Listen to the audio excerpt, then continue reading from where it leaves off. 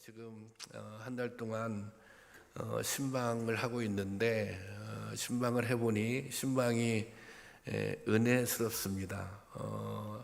이 신방이 즐겁고 또 이 여선교회나 남선교회나 선교회별로 신방을 할 때 보면 우리 선교회들이 분위기가 참 좋구나, 이제 그런 것들을 이제 느꼈습니다. 그 성도님들하고 대화를 쭉 나누면서 오히려 또 제가 더 은혜를 경험하는 이제 그런 순간도 있었습니다. 이제 그 신방을 하면서 성도님들의 기도 제목을 다 이렇게 확인하게 되는데요. 그런데 그 기도 제목을 보면 여러 가지 또 한두 가지씩은 그런 근심 또 염려 이제 문제들이 다 있습니다. 그런 문제들이 이제 해결되기를, 그런 기도의 제목들이 응답되기를 소원하는 것이죠. 어느 집사님 기도 제목 보면 좋은 엄마가 되고 싶은데 이제 본인이 생각할 때 자신이 좀 부족하다는 거예요. 그래서 앞으로 좋은 엄마가 됐으면 좋겠다, 그런 기도 제목도 있고, 정말 믿음의 진보를 이루어갈 수 있는 그런 크리스찬이 되었으면 좋겠다, 이제 그런 성도님도 계시고, 그런데 뭔가 내가 좀 좋은 엄마가 되기에는, 때로는 좋은 아내가 되기에는 내가 지금 직면하고 있는 문제들이 있는데 그 문제를 해결하기에는 자신이 부족하다는 거예요. 내가 가지고 있는 한계가 있다는 거예요. 그래서 사실 부족한 부분들이 채워져야 믿음의 진보도 이루고 또 좋은 엄마도 되고 아내도 되고 남편도 될 수 있는 것 아니겠습니까? 그런데 여러분, 믿음이라고 하는 것은 하나님이 함께 하심을 믿는 것입니다. 하나님이 함께 하심을, 우리가 미래에 대해서 지금 나는 한계가 있지만 또 희망을 갖고 소망을 갖는 것은 하나님이 함께 하시기 때문입니다.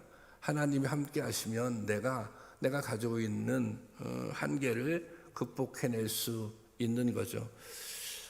내가 좋은 아내가 되고 좋은 남편이 되기 위해서 지혜가 부족하다면 하나님께 지혜를 구하면 하나님께서 지혜를 주신다고 약속하지 않으셨습니까?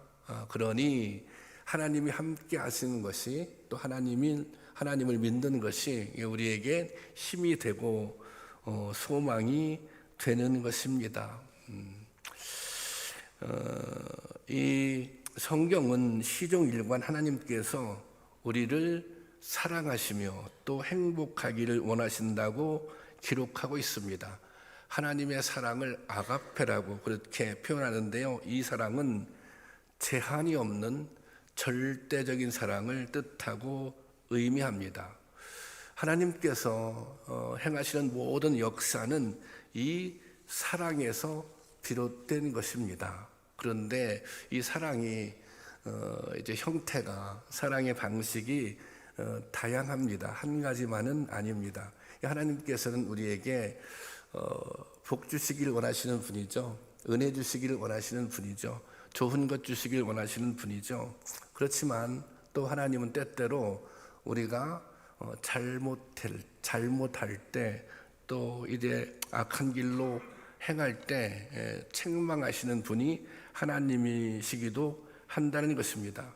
여러분, 자녀들이 잘못하면 그릇된 길로 가면 야단치잖아요. 책망하잖아요. 그렇게 살면 안 된다, 그렇게 하면 안 된다. 그런 것처럼 하나님도 그렇게 하신다는 것입니다. 이 하나님도 하나님의 백성들이 죄의 길로 갈 때 책망하십니다. 또 책망할 뿐 아니라 징계도 하십니다. 그런데 왜 책망하십니까? 사랑하기 때문에 책망하는 것입니다. 그러니까 하나님께서 하나님이 우리를 향한 진심은 언제나 사랑이라고 하는 것을 믿으시기를 바랍니다. 이 에레미야 선지자는 하나님의 사랑을 끊임없이 강조하고 선포했던 선지자입니다. 이 에레미야는 이 에레미야가 이제 말씀을 선포할 때, 이스라엘을 향해서 말씀을 선포할 때, 사실 그때 당시 이스라엘은 이제 하나님께로부터 책망을 받을 수밖에 없는 상황이었어요. 우상을 숭배하고 죄의 길로 갔기 때문에. 그래서 이 에레미야 선지자는 이스라엘 백성들의 멸망을 선포합니다. 그래서 사실 에레미야를 눈물의 선지자 그렇게 부르잖아요. 그런데 하나님께서 이스라엘 백성들에게 멸망을 선포하지만 그것이 끝이 아닙니다. 동시에 또 무슨 말씀을 선포하냐면 이스라엘 백성들에게 회복도 선포하십니다. 왜냐하면 하나님의 뜻은 이스라엘을 멸망시키는 게 하나님의 뜻이 아니에요. 하나님의 계획은 이스라엘 백성들을 구원하고 또 보다 완전하게 하나님의 자녀로 살게 하시는 것, 그것이 하나님의 뜻이거든요. 그래서 그 에레미야 선지자는 강력하게 이스라엘의 멸망도 선포하지만 또 동시에 아주 강력하게 이스라엘 백성들의 회복도 선포하고 있습니다. 저는 이 에레미야 선지자의 이 말씀이, 오늘 말씀은 회복에 관한 말씀이거든요. 이 말씀이 오늘 어떻게 보면 힘들고 어려운 이 어려움 가운데 살아가고 있는 우리들에게 또 용기와 희망을 줄 수 있기를 바랍니다. 자, 지금 이스라엘이 이제 멸망할 수밖에 없어요. 그리고 한참 이제 너희들은 멸망할 거야. 멸망할 수밖에 없어. 그렇게 말씀한 다음에 그 다음에 하나님은 에레미야를 통해 유다의 회복의 말씀을 전해 주십니다. 에레미야 31장 4절 말씀입니다. 다 같이 다시 한번 볼까요? 다 같이 보겠습니다. 시작. 처녀 이스라엘, 내가 다시 너를 세우리니 내가 새 옷을 입고 내가 다시 소구를 들고 즐거워하는 자들과 함께 춤추며 나오리라. 여기 보면 내가 다시 너를 세우리니 그랬습니다. 내가 너를 다시 세우겠다. 이 죄로 인해 징계를 받았지만 하나님의 목적은 심판이 아닙니다. 그래서 사실 징계라고 하는 것도 하나님의 또 다른 사랑의 모습인 것입니다. 이 하나님은 유다 민족을 새로운 신앙으로 회복시키고자 하셨습니다. 그리고 하나님께서는 에레미야를 통해 이러한 계획을 전해주십니다. 이것은 새로운 약속의 말씀입니다. 하나님께서 이스라엘 백성에게 약속을 주셨어요. 우리가 알고 있는 약속은 무엇입니까? 애굽에서 이 이스라엘 백성들이 나올 때 광야에서 모세가 하나님께로부터 약속을 받습니다. 그 약속은 돌판에 10계명의 약속을 받았습니다. 그런데 지금 이 약속은 소용이 없게 되었어요. 그래서 이 너희가 광야에서 받았던 이 약속은 소용이 없게 되었으니 새로운 약속을 받아야 한다는 것입니다. 왜 그러면 옛 약속이 소용이 없게 되었는가? 32절 말씀 보겠습니다. 32절 말씀. 32절. 다 같이 보여서 시작. 이 언약은 내가 그들의 조상들의 손을 잡고 애굽 땅에 인도하여 내던 날에 맺은 것 같지 아니할 것은 내가 그들이 남편이 되었어도 그들이 내 언약을 깨뜨렸음이라. 여호와의 말씀이니라. 여기 보세요. 그들이 내 언약을 깨뜨렸다 그 말입니다. 이스라엘 백성들이 하나님의 자녀로 이게 10계명을 받았다고 하는 것은 이것은 어떤 의미에서는 가장 커다란 특권입니다. 그럼에도 불구하고 이스라엘 백성들이 이 약속을 지키지 못한 거예요. 이 약속을 지키지 못해서 지금 하나님의 심판에 이르게 된 것입니다. 그래서 하나님께서는 이스라엘 백성들에게 새로운 약속을 주시기를 원하셨던 거예요. 그래서 이 옛 약속은, 이 새로운 약속은 옛 약속과 다른 내용의 언약입니다. 33절 말씀 세 번역. 다 같이 한번 볼까요? 시작.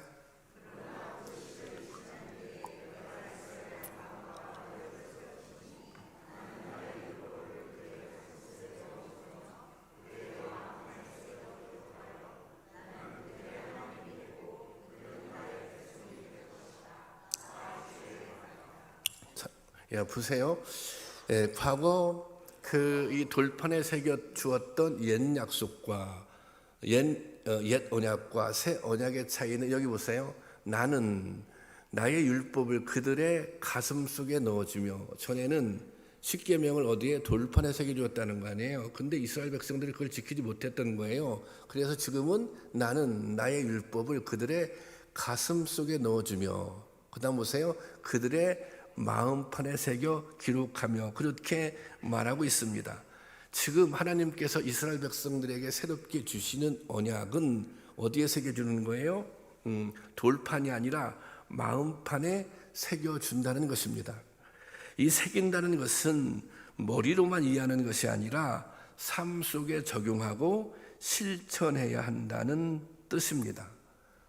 사실 이 말씀의 내용을 보면 이스라엘 백성들이 왜 첫 번째 언약을 지키는데 실패했는지 그 이유를 알 수 있습니다. 이스라엘 백성들은 말씀을 가슴으로 받은 것이 아니라, 마음으로 받은 것이 아니라 그냥 말씀을 머리로만 받았기 때문입니다. 이 유대인들은 율법에 정통합니다. 율법을 읽고 암송하고 연구했습니다. 그래서 하나님의 말씀에 대해서는 상당히 많이 알고 있었고 정통했던 것이죠.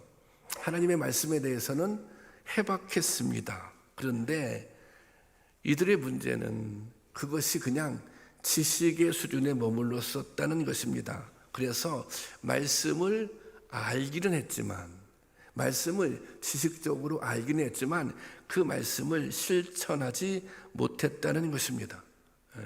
이 말씀을 실천하지 못했기 때문에 오늘날 이스라엘 백성들이 문제가 생기고 결국은 하나님의 징계를 받게 된 거예요. 그러면 이스라엘 백성들이 회복하기 위해서는 어떻게 해야 합니까?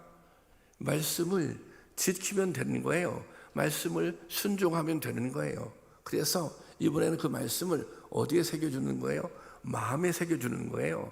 가슴에 새겨주는 거예요. 말씀을 가슴에 새기고, 말씀을 마음판에 새기고, 그 말씀을 영원히 기억하면서 그 말씀대로 살아가라는 것입니다. 그것이 이스라엘 백성에게 있어서 회복이었던 것입니다. 여러분, 우리가 말씀을 듣습니다. 오늘 제가 설교하잖아요. 이게 여러분들 말씀을 지금 듣는 중이죠.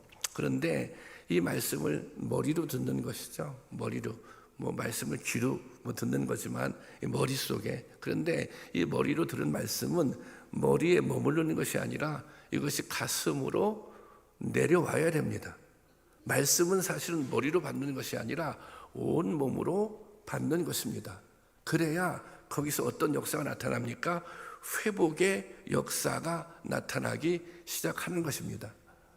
하나님의 역사는 말씀을 들어서만이 아니라 들은 말씀을 가슴에 새기고 그 말씀대로 살아갈 때에 하나님의 역사가 나타나는 것이고, 거기에서 회복의 역사를 경험할 수 있는 것입니다.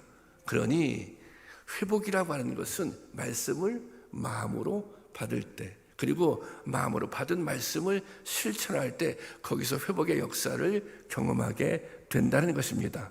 그럴 때 이스라엘 백성들은 다시 하나님의 백성으로 돌아가게 된다는 것입니다.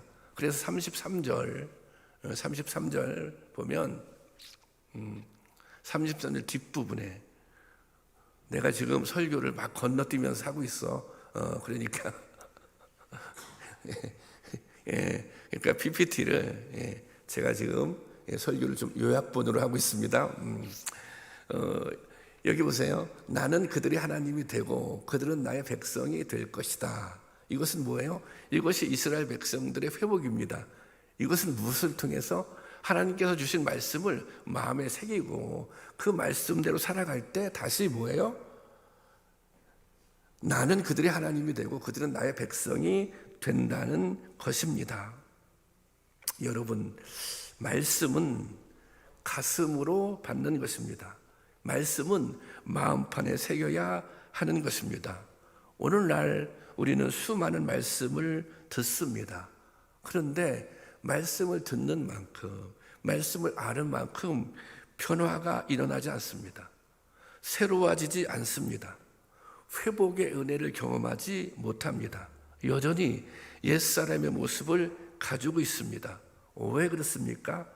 듣기만 하기 때문입니다.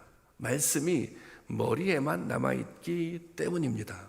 말씀이 머리에만 남아있으면 그것은 지식이 되는 거예요. 이렇게 지식 수준에 머물러 있으면 다른 사람을 판단하고 정죄할 뿐 자기 자신의 변화를 경험하지 못하는 것입니다. 진정한 변화는 말씀을 마음에 새기고 그 새긴 말씀 따라 살아갈 때 우리가 변화를 경험하는 거예요. 믿음의 진보를 경험하는 거예요. 실질적으로 회복을 경험하는 것입니다. 여러분, 말씀을 가슴으로 받고 마음판에 새길 수 있기를 바랍니다. 그때 그 말씀이, 마음판에 새긴 말씀이 우리에게 희망이 되는 것입니다. 그 말씀이 우리가 가지고 있는 한계를 극복하게 하는 것입니다. 그 말씀이 우리가 때로 절망하고 낙심할 때 소망으로 다시 일어설 수 있게 하는 것입니다. 바라기는 말씀을 통해 회복의 은혜를 누릴 수 있기를 주님의 이름으로 축원합니다. 그리고 신앙생활이 가장 중요한 것은 하나님과의 교제입니다. 교제라고 하는 것은 사귀잖아요. 하나님과 친하게 지내는 것이에요. 얼마나 우리가 하나님과 깊은 교제를 나눌 수 있는가? 사실은 교제를 나눈다고 하는 것은 내가 그 영향 아래 있다는 것입니다.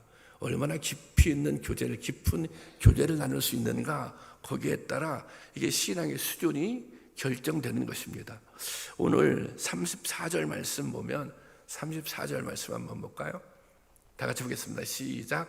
그때에는 이웃이나 동포끼리 서로 너는 주님을 알아라 하지 않을 것이니 이것은 작은 사람으로부터 큰 사람에 이르기까지 그들이 모두 나를 알 것이기 때문이다. 내가 그들의 허물을 용서하고 그들이 죄를 다시는 기억하지 않겠다. 나 주의 말이다. 이 말씀은 그때 회복의 때가 되면은 뭐예요? 하나님을 다 알게 될 것이다. 사람들이 굳이 누가 하나님에 대해서 설명하지 않아도 하나님을 다 알게 될 것이다. 그런데 여기서 하나님을 안다, 여기서 보면 여호와를 알아라, 이 표현은 뭐냐면 히브리어로 이게 야다인데 이것은 지식을 뜻하는 것이 아니라 관계를 뜻하는 것입니다. 예를 들자면 제가 야구 이 선수 중에 유현진 선수를 좋아합니다.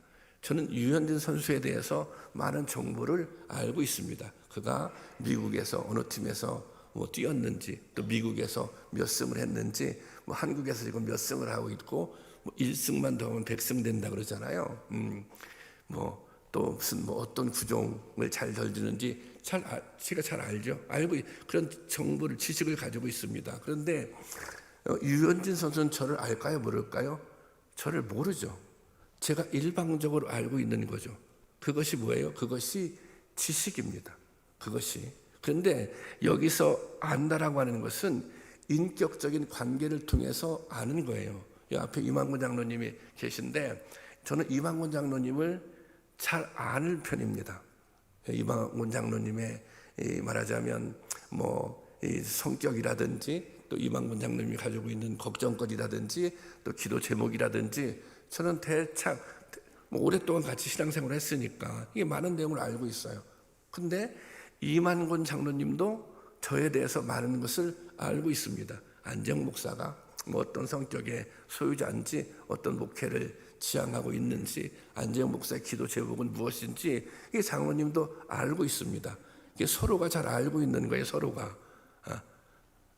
이것이 뭐예요? 이것은 관계잖아요. 관계. 이것이 야닥입니다. 이것이 하나님을 알고 있는 것입니다. 그러니까 하나님도 나를 잘 알아요. 하나님도 여러분을 잘 알아요. 그런데 여러분들도 하나님을 잘 알아요. 이게 관계를 통한 뭐예요? 이게 인격적인 교제, 인격적인 만남인 것입니다. 서로가 잘 아는 거예요. 그런데 하나님께서 나를 잘 알고 내가 하나님을 잘 알게 되면 그것이 바로 희망이 된다는 거예요. 그 순간 회복의 역사가 일어난다는 것입니다. 이게 인격적인 관계, 인격적인 교제라고 하는 것은 뭐예요? 내가 하나님을 알므로, 또 하나님께서 나를 잘 알므로 내 삶에 영향을 끼치게 되었다는 것입니다. 인격적인 교제라고 하는 것은 하나님을 통해서 내가 인격적인 나에게 변화가 일어났다는 거예요. 그것이 인격적인 교제를 의미하는 것입니다. 그것이 인격적인 관계라는 거예요. 그러니까 우리는 하나님과 어떤 관계를 맺어야 돼요? 정말 인격적인 관계를 맺고 살아야 하는 것입니다. 그래야 신앙생활을 제대로 정상적으로 할 수 있는 것입니다. 여러분들은 하나님과 얼마나 인격적인 관계를 맺고 사십니까?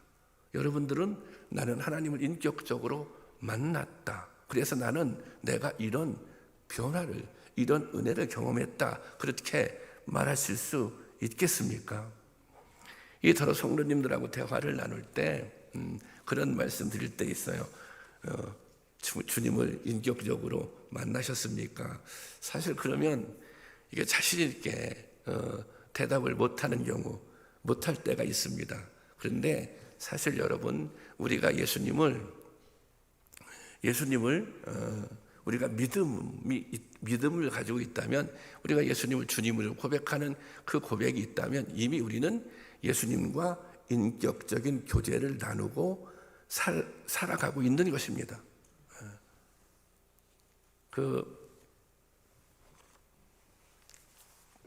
엠마오에서 제자가 예수님 부활하신 다음에 이렇게 길을 걸어갈 때 예수님과 동행을 하잖아요. 그런데 제자들이 예수님과 동행을 하지만 예수님이 동행하는 줄 알았습니까? 몰랐습니까? 몰랐습니다. 그런데 어느 순간 알게 됐습니까? 예수님께서 말씀을 풀어서 설명할 때 그 마음이 뜨거워졌다고 그랬어요. 말씀을 듣고 마음이 뜨거워진 순간에 그들은 자신들이 동행하는 사람이 예수님이라고 하는 것을 깨닫게 되었던 것입니다. 여러분들이 말씀을 듣다가 감동을 느끼셨다면 그것은 지금 예수님과 인격적으로 만나고 있는 것입니다. 여러분들이 말씀을 통해서 주님의 책망을 듣게 되었다면 여러분들은 주님과 인격적인 교제를 하고 있는 것입니다. 여러분들이 말씀을 통해서 주님의 위로를 경험하게 됐다면 여러분들은 지금 인격적인 교제, 주님과 인격적인 관계를 맺고 있는 것입니다. 우리가 하나님을 주님이라고 부르잖아요. 아무나 하나님을 주님이라고 부를 수 없어요. 우리가 하나님을 아버지라고 부르잖아요. 하나님을 아무나 아버지라고 부르지 않습니다. 이미 우리가 하나님을 주님이라고 부를 때, 이미 우리가 하나님을 아버지라고 부를 때 거기엔 뭐예요? 하나님과의 인격적인 만남이 시작된 것입니다. 그런데 문제가 있다면 이 깊이의 문제가 있는 것입니다. 그 지속성의 문제가 있는 것입니다. 우리의 마음이 한결같지 않다는 것입니다. 우리는 수시로 주님을 의심하고 낙심합니다. 한마디로 우리의 믿음과 감정은 변화가 있습니다. 하지만 하나님은 항상 변함없이 언제나 동일하시다는 사실입니다. 우리가 어떻게 느끼든지 상관없이 주님은 우리를 완벽하게 사랑하시는 분입니다. 여러분, 주님과 교제가 깊어질수록 관계가 새로워지는 것입니다. 왜냐하면 주님의 사랑과 은혜에는 제한이 없기 때문입니다. 친구 간에 오래 사귀잖아요. 그러면 권태기라고 하는 게 있어요. 아니, 부부간에도 오래 같이 살다 보면 권태기가 찾아오지 않습니까? 그런데 주님과 교제에는 권태기가 없습니다. 왜냐하면 주님은 알면 알수록, 가까이 다가가면 다가갈수록 더 큰 은혜를, 더 새로운 신비를 경험할 수 있기 때문입니다. 여러분, 여러분의 신앙, 여러분의 인생, 여러분의 회복은 내가 주님과 어떻게 교제하며 살고 있는가, 내가 주님께서 나에게 주신 말씀을 어떻게 내 마음판에 새기고 살아가는가, 거기에 달려 있는 것입니다. 여러분, 끊임없이 주님의 말씀, 주님은 사실 우리에게 말씀하기를 원하세요. 주님은 말씀하세요. 주님은 우리와 대화하기를 원하세요. 하지만 우리가 주님께서 주신 말씀들을 얼마나 우리의 마음에 새기고 살아가는가, 우리의 마음판에 기록해 놓았는가, 그것이 문제인 것입니다. 여러분, 주님께서 주시는 수많은 말씀들을 듣지만 말고 마음에 꼭 새길 수 있기를 바랍니다. 그러면 하나님의 임재를 경험하며 살게 될 것입니다. 마음속에 새겨진 말씀이 여러분들의 삶을 이끌어갈 수 있을 것입니다. 그리고 그 말씀을 통해서 매일 매순간 새로운 은혜도 경험하고 새로운 회복도 경험할 수 있을 것입니다. 여러분, 분명히 우리가 기대가 있지만, 미래에 대한 기대가 있지만, 또 소망이 있지만, 우리가 그 소망을 이루기에, 우리가 그 기대를 이루기에 한계가 있는 것도 사실입니다. 그러나 그 한계는 주님과 진정한 교제를 나눌 때, 주님과의 인격적인 만남을 경험하게 될 때 극복할 수 있는 것입니다. 뛰어넘을 수 있는 것입니다. 그런 은혜를 경험할 수 있기를 주님의 이름으로 축원합니다.